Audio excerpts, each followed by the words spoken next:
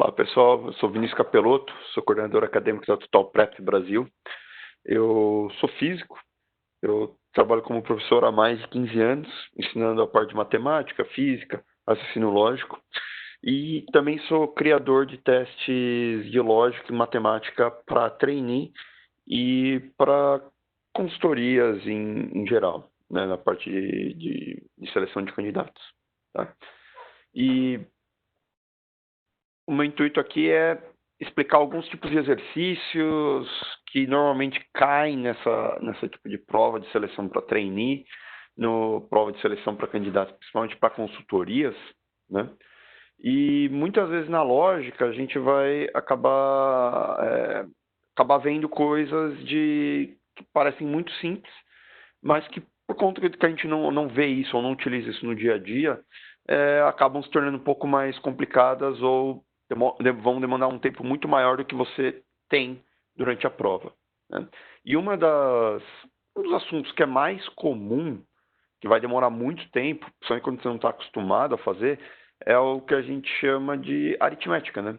É aquela primeira parte da matemática que a gente aprende a pensar, a entender os números, mas depois, sei lá, de uma quarta, quinta série, a gente nunca mais trabalha com aquilo, com aquela aritmética básica.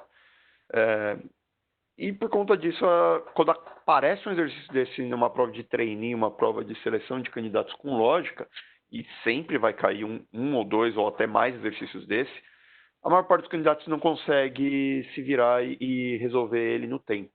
Né? Então, eu vou dar uma explicada aqui, ler um exercício, dar uma explicada, e depois, mais tarde, eu volto dando uma resposta. Como que resolve ele de uma forma rápida e simples, que é o mais importante. Né? Então, por exemplo, a gente está aqui, um número par x, quando dividido por 7, dá um quociente mais um resto 6. Tá. Se está falando que dá um resto, ele basicamente está trabalhando com o primeiro tipo de divisão que a gente aprendeu, que é divisão por números inteiros, né?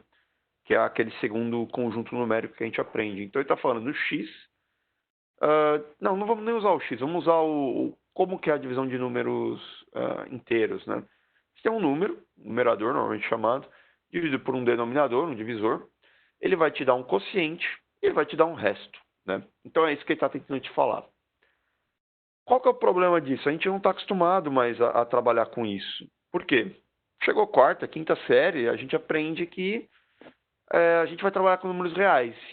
Qual a divisão de números reais e a divisão de números inteiros? Qual que é a diferença? Em uma divisão de números inteiros, eu tenho um resto.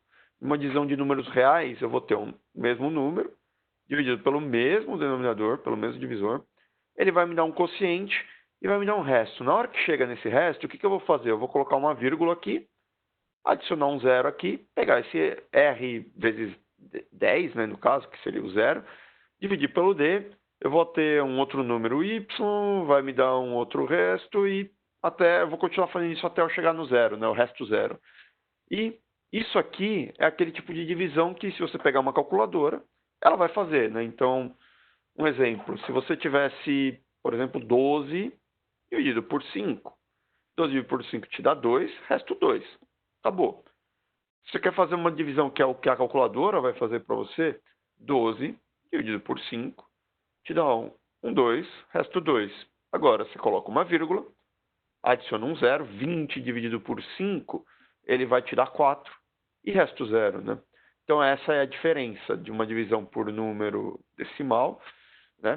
Ou números reais, né? Normalmente a gente chama de ou decimal números reais, que não importa, ou uma divisão por números inteiros, né? Que daí isso aqui seria o resto, né? Tá bom, gente? Então, tenta resolver esse exercício aqui, que mais tarde eu venho trazendo a resposta. Abraço.